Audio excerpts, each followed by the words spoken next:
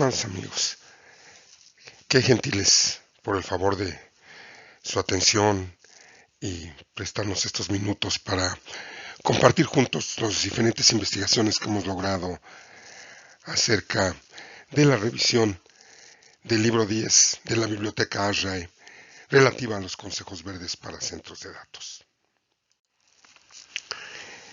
Continuando con esta revisión, en esta ocasión estamos continuando más bien con la revisión de los temas 2 de las condiciones ambientales.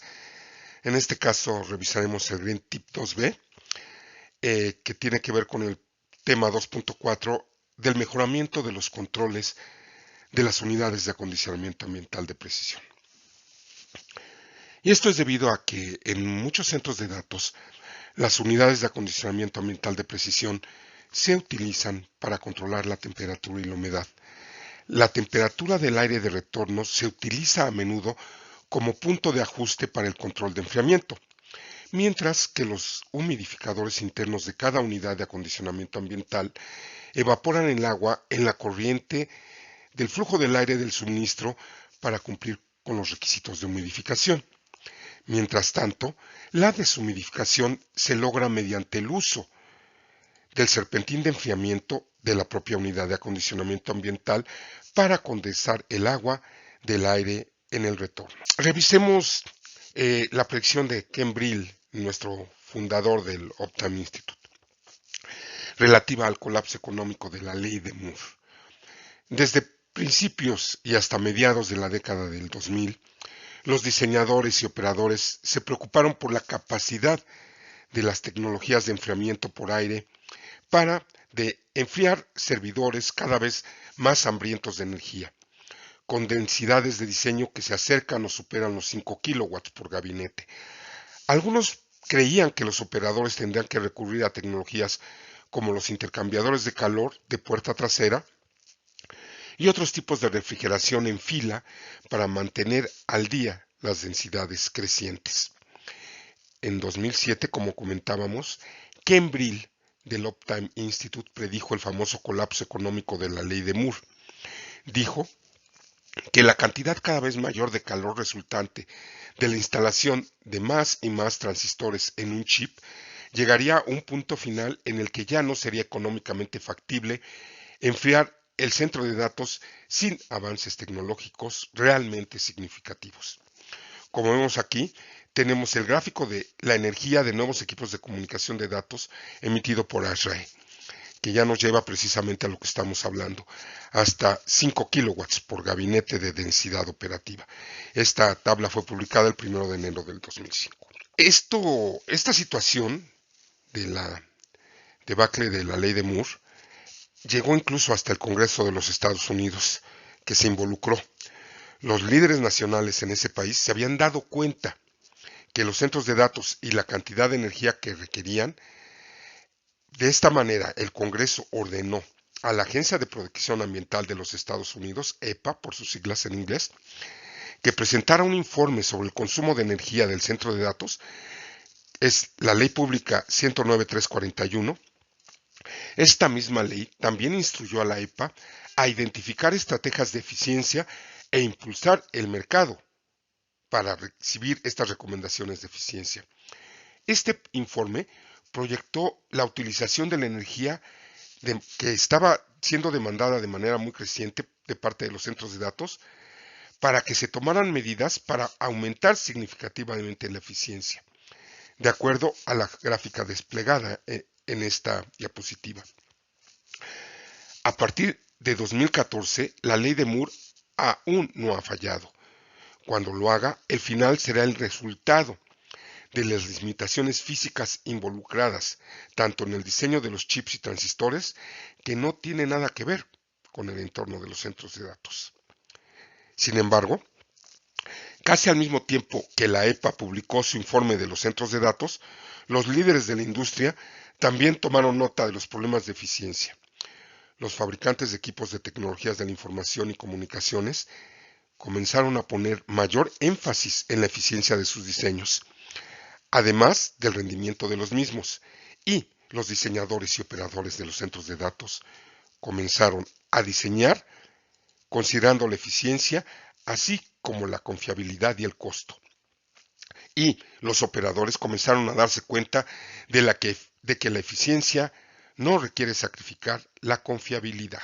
Y es precisamente que derivado de estas condiciones es que Ajay desarrolló sus consejos verdes para centros de datos en su libro 10 de la biblioteca, que nos recomienda en primera instancia para este tema evitar funciones contrapuestas en las operaciones de las unidades de acondicionamiento ambiental de precisión, las cuales normalmente funcionan desde un controlador por medio de un microprocesador local independiente y configuraciones de controles individuales. Con la excepción de la operación de arranque y paro, el control de múltiples unidades de acondicionamiento ambiental de precisión pudiera no estar coordinado centralmente. En consecuencia, cuando múltiples unidades de acondicionamiento ambiental se encuentran en la misma sala, una unidad podría detectar las condiciones causadas por una unidad adyacente, lo que podría resultar en una condición en la que una unidad se esté humidificando y otra unidad esté deshumidificando, lo que va a redundar en una gran cantidad de energía desperdiciada. Las mejoras que se pueden introducir en los sistemas de control de las unidades de acondicionamiento ambiental no solo ahorrarán energía, sino que también mejorarán las condiciones ambientales propias de cada uno de los data centers. Por lo general, los requisitos de precisión y repetibilidad de los sensores de temperatura y humedad instalados en las unidades de acondicionamiento ambiental de precisión no son altos. En consecuencia, si hay muchas unidades de acondicionamiento ambiental de precisión, en un centro de datos, las funciones de control complementarias, enfriamiento, calefacción o humidificación y deshumidificación pueden tender a luchar entre sí. Idealmente, todos los sensores de control deben de ser comisionados y reconciliados, bajo pruebas de un estándar conocido. También se recomienda que las bandas muertas, que se denominan así, que se refieren a la sensibilidad para estos sensores, se amplíen para mantener esta lucha al mínimo.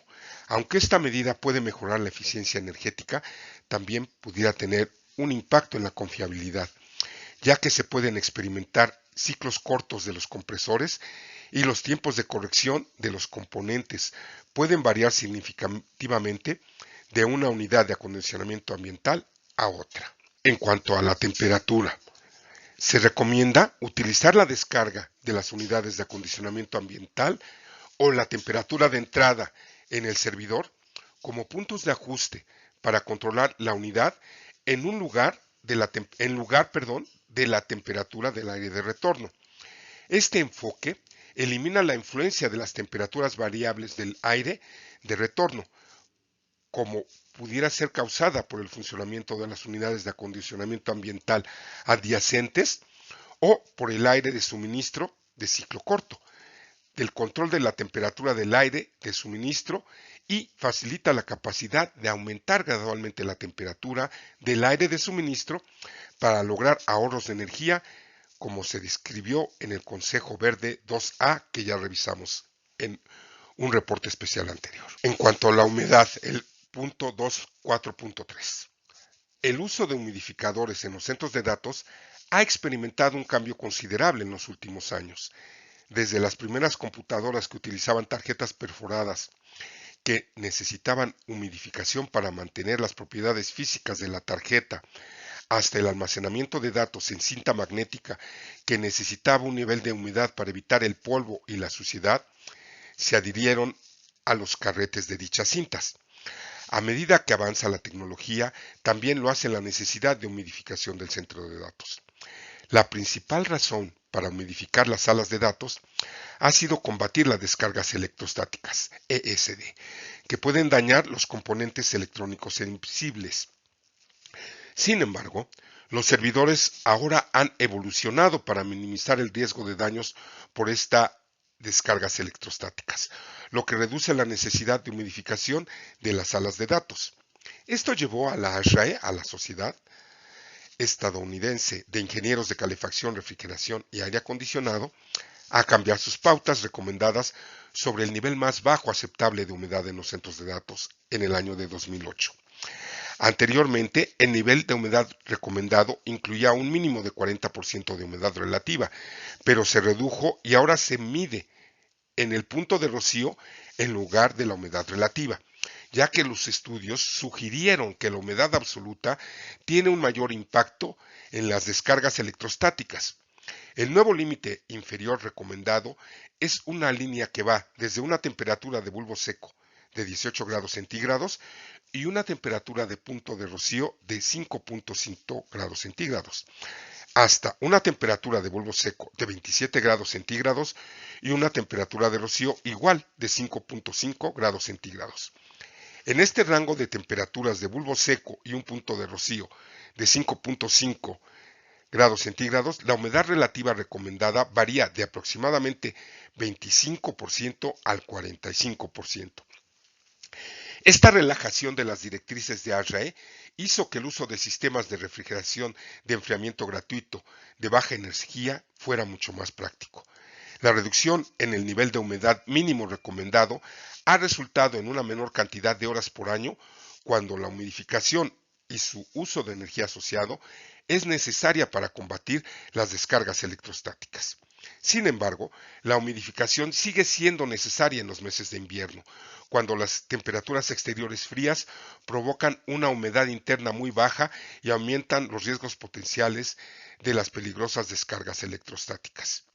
Tradicionalmente, los humidificadores de vapor de caldera de electrodos, conocidos como canister, incorporados en las unidades de acondicionamiento ambiental de precisión, se han utilizado para combatir las descargas electrostáticas en los centros de datos. Sin embargo, este tipo de humidificador tiene un alto consumo de energía y un alto requerimiento de mantenimiento, lo que le infiere un alto costo total de operación. Más recientemente, los humidificadores de agua fría de bajo consumo se han utilizado en estrategias innovadoras de ahorro de energía. Por ejemplo, en 2008, el centro de datos Fujitsu en el norte de Londres empleó humidificadores por aspersión para evitar las descargas electrostáticas y en el precalentador del aire fresco, frío y saturado a 30 grados centígrados con el calor recuperado de la sala de datos, calentar de esta manera el aire entrante permitió que absorbiera más humedad y después de la humidificación con el humidificador Jet Spray de baja energía, se devolvió a una temperatura ambiente de suministro de 17 grados centígrados a 50% más 10% en un rango de humedad relativa óptimo. El ahorro de costos de energía de usar un humidificador Jet Spray combinado con recuperación de calor en comparación con un humidificador de vapor fue de alrededor de 35,000 libras esterlinas por año. Otra recomendación es eliminar el control de humedad de las unidades de acondicionamiento ambiental de precisión para que se utilice solo para controlar la temperatura. Pero una manera más eficiente de manejar el control de la humedad es a través de un sistema dedicado, como se discutió en el Green Tip 2C. Si esta opción no está disponible, otra opción es usar una unidad de acondicionamiento ambiental de precisión para el control de humedad y apagar las demás unidades en la sala. De cualquier manera, el uso de la temperatura del punto de rocío para el punto de ajuste de control proporciona un mejor control de la humedad y utiliza menos energía que el control de la humedad relativa.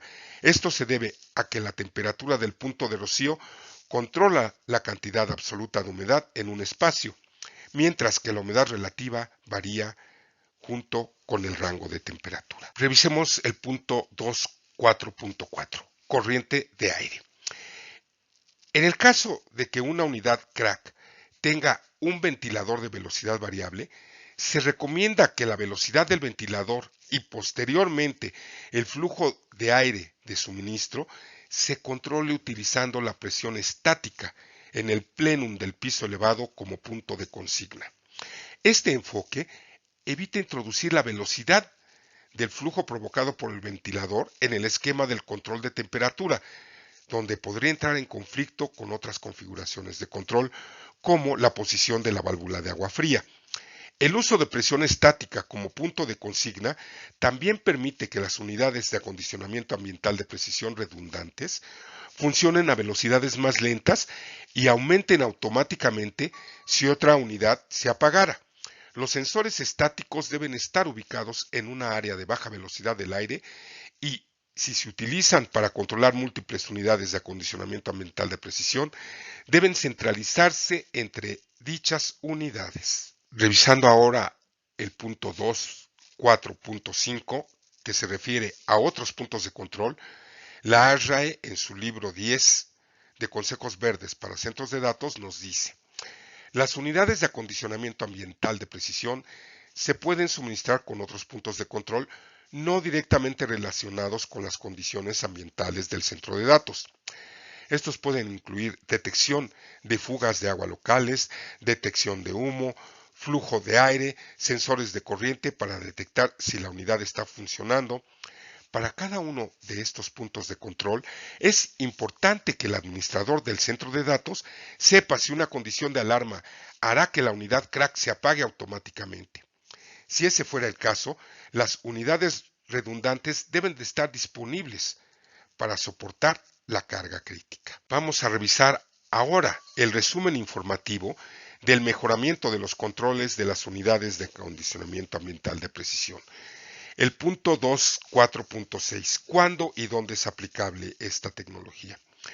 La recomendación de mejorar el control de las unidades de acondicionamiento ambiental de precisión se aplica a todos los tipos de unidades de acondicionamiento ambiental de precisión por expansión directa y las unidades manejadoras de agua o CRA con H al final, que se emplean en un circuito de agua refrigerada generada por una unidad de enfriamiento conocida como chiller en las instalaciones de las tecnologías de información. Es decir, esta tecnología se aplica a todas las unidades operativas de enfriamiento. El punto 2.4.7, pros y contras, y específicamente el punto 2.4.8, pros.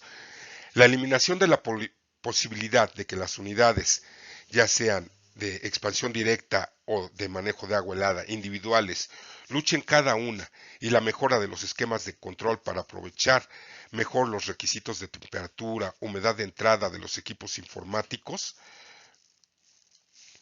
recomendados, dará como resultado una reducción de la energía consumida por el sistema de refrigeración, reducción del desgaste de los compresores y humidificadores y potencialmente un mayor control de las condiciones de la temperatura de entrada de los equipos de tecnologías de la información. Ahora revisemos el punto 2.4.9, las contras, que son que los costos adicionales asociados con la mejora de la instrumentación y la puesta en marcha necesaria son considerables. Ahora vamos a revisar el punto 2.4.10, que se refiere a los elementos claves del costo. La instrumentación para conseguir una mayor precisión que la que normalmente proporciona el fabricante de la unidad de acondicionamiento ambiental de precisión, combinada con un sólido proceso de puesta en marcha inicial con el comisionamiento, aumenta la probabilidad de que una unidad de acondicionamiento ambiental de precisión funcione de manera óptima, pero también aumenta el costo inicial de inversión. Se recomienda un procedimiento muy exhaustivo de comisionamiento del sistema de controles para garantizar que la instrumentación sigue estando dentro de los rangos de precisión aceptables y para garantizar que los ajustes de temperatura y humedad no se hayan ajustado de una manera ineficaz. Las operaciones mejoradas, incluida la eliminación de las unidades de acondicionamiento ambiental que luchan entre sí, reducirán los costos de energía y puedan reducir los costos de mantenimiento al reducir potencialmente las fallas en los compresores. Ahora les dejamos aquí la lista en el punto 2.4.11 con las fuentes de información, la bibliografía de donde la sociedad tomó esta información para ofrecerlas en este Consejo Verde para Centros de Datos. Estimados amigos, muchísimas gracias por el favor de su atención y sobre todo muchas gracias a toda la gente que nos envía solicitudes de tocar temas que ya estamos preparando. Vamos a hacer reportes adicionales a los que tenemos programados para dar cumplimiento a estas atentas solicitudes. Muchísimas gracias. En el siguiente reporte especial continuaremos revisando las grandes estrategias sustentables para centros de datos ofrecidas por la sociedad ASRAE a través del libro 10 de su biblioteca.